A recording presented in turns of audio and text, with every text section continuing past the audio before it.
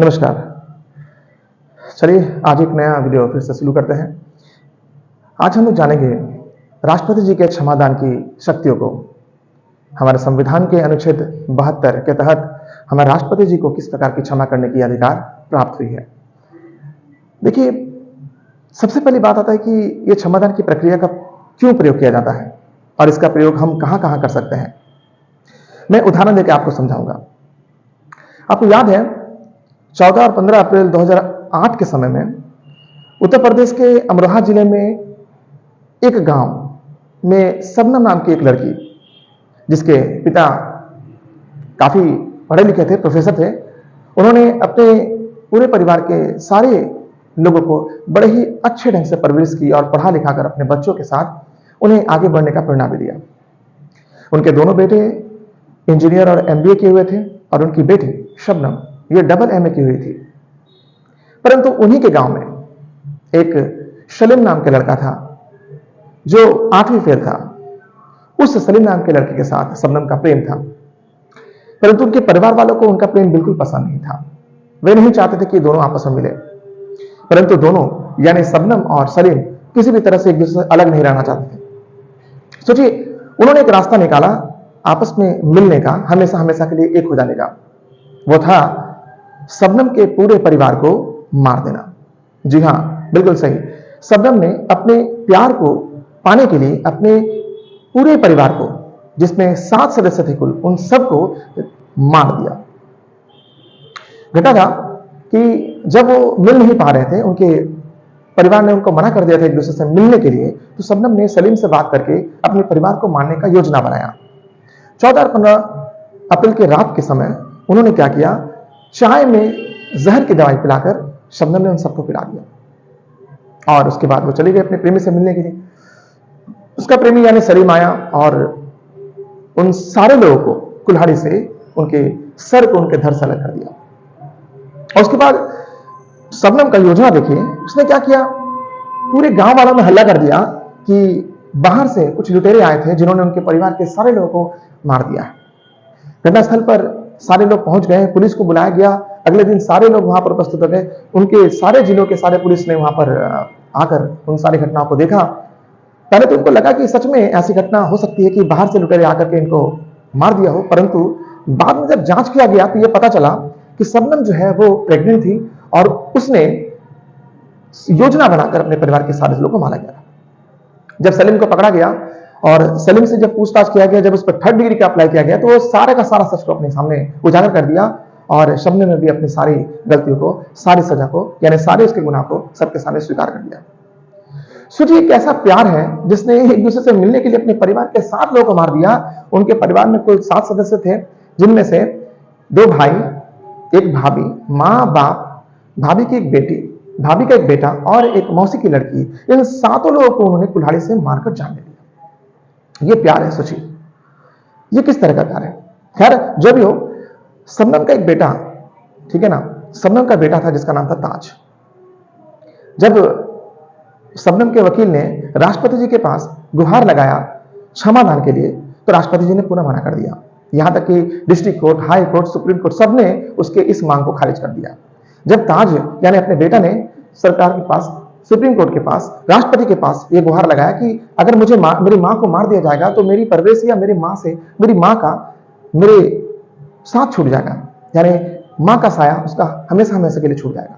परंतु फिर भी ऐसा कोई भी काम नहीं किया गया, यानी उसे माफीनामा नहीं दिया गया। और एक समय आया जब शबनम को फांसी दी गई।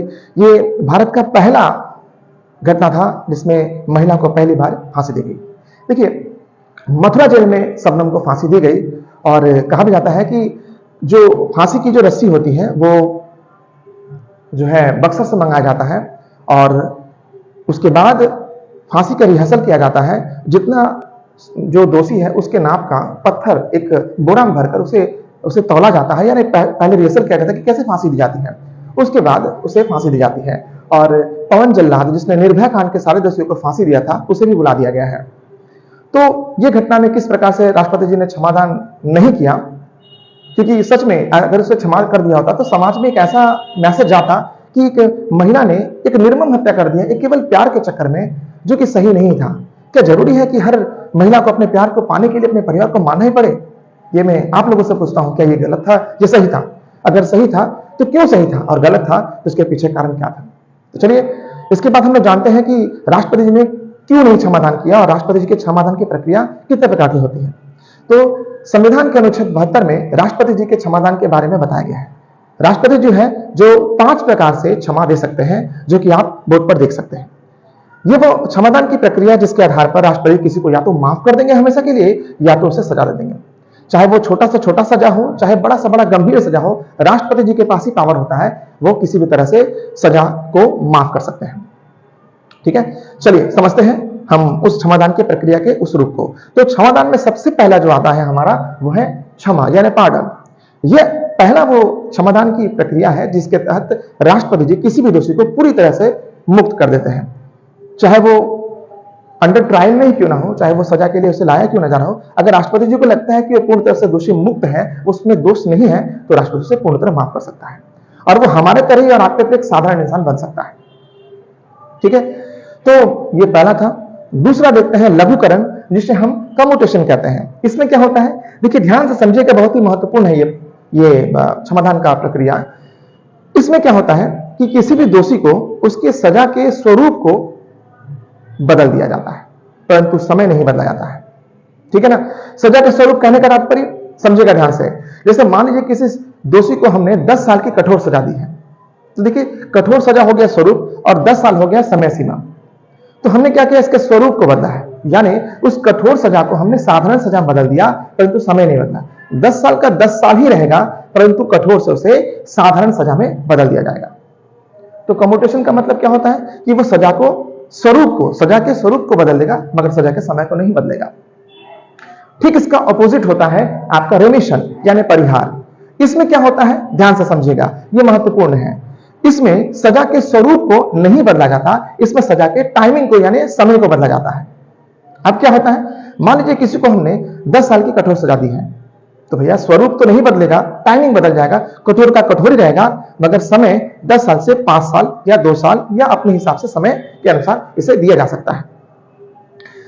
इसमें एक प्रश्न आता है कि ऐसा कौन सा राष्ट्रपति जी का क्षमादान वाली अधिकार है जिसमें कोई भी क्षमा कार्य नहीं करता, यानी फांसी की सजा उस पर कार्य नहीं करता, ऐसा कौन सा क्षमादान है? तो ध्यान से समझिएगा, यही परिहार वाला जो क्षमादान की प्रक्रिया है, इसमें फांसी नहीं लगता, फांसी की प्रक्रिया इसमें माफ नहीं की जा सकती। उदाहरण के लिए मैं बताता हूं कि यदि किसी को फांसी दी गई है तो इसमें स्वरूप नहीं बदलता, यानी फांसी तो फांसी रहेगी, और अगर समय बदलेगा तो क्या समय दीजिएगा, 10 साल की जगह 5 साल, 5 साल की जगह पर 2 साल, वो तो मरेगा ही। ठीक है ना, तो यही वो क्षमादान का वो स्वरूप है जिसके तहत फांसी का सजा काम नहीं आता। ठीक है, आशा करें आपको समझ में आ रहा है। चलिए आगे देखते हैं। आगे आप देख पा रहे हैं, यहां पर चौथा है विराम, रेस्पाइट। ये क्या है भैया, देखिए किसी विशेष परिस्थिति में अगर क्षमादान के लिए याचिका दायर किया जाए राष्ट्रपति जी के पास, तो राष्ट्रपति जी उस विशेष परिस्थिति में उसके सजा को बदल सकते हैं। उदाहरण के लिए मान लीजिए किसी का जेल में या कारागार में स्वास्थ्य खराब हो जाए, भयंकर बीमारी हो जाए, जैसे कोरोना हुआ था, यदि ऐसी कोई बीमारी हो जाए तो राष्ट्रपति जी क्या करते हैं, उसकी सजा को बदल सकते हैं। ठीक है ना, या फिर दूसरे रूप में अगर देखें तो कोई महिला यदि गर्भवती है तो उस गर्भवती महिला को उसकी सजा को बदल दिया जाता है। ठीक है ना, कहने का तात्पर्य जब तक उसे उसकी गलतियों की सजा नहीं मिल जाती तब तक उसे जेल में या किसी खास जगह पर रखा जाएगा, परंतु उसका ट्रीटमेंट साधारण औरत की तरह, साधारण महिला की तरह, जैसे डिलीवरी होता है वैसे इसका देखरेख किया जाएगा। परंतु जैसे ही उसका सारा डिलीवरी हो जाएगा, सारा क्लियर हो जाएगा, उसके बाद वापस उसकी सजा के लिए राष्ट्रपति जी जो है उसे वापस प्रेषित कर सकते हैं। यानी विराम में क्या होता है, कुछ समय विशेष परिस्थिति के लिए उसकी सजा को कुछ देर के लिए बदल दिया जाता है। ठीक है, समझ में आ रहा है। अब आगे चलते हैं, पांचवा और आखिरी, प्रविलंबन। ये क्या होता है, इसे रेप्रीव या रेप्राइव कहते हैं। इसमें क्या है, खासतौर से फांसी की सजा के लिए इस तरह के क्षमादान का प्रयोग किया जाता है। होता क्या है, जैसे मान लीजिए किसी व्यक्ति को फांसी की सजा दी गई है, जैसे शबनम को ही दिया गया था, तो अगर राष्ट्रपति जी अगर कहीं चले जाते हैं और उसके जगह पर कोई क्षमादान की प्रक्रिया की याचिका दायर करता है क्षमा के लिए, लेकिन राष्ट्रपति जी दौरे पर चले गए हैं और उसने एक डेट दे दिया कि 25 तारीख या 26 तारीख को जो है फांसी की सजा होगी, और अगर लगता है लोगों को कि भैया राष्ट्रपति जी हैं, उनको अगर हम समय है, अभी समय है और हम राष्ट्रपति के पास जी के पास अगर याचिका दायर करें तो राष्ट्रपति जी हो सकता माफ करें। लेकिन उसी दौरान अगर राष्ट्रपति जी अगर चाहे कहीं चले जाएं, किसी दौरे पे चले जाएं या किसी काम से कहीं बाहर चले जाएं, तो उस दौरान तो उसे फांसी दे दी जाएगी।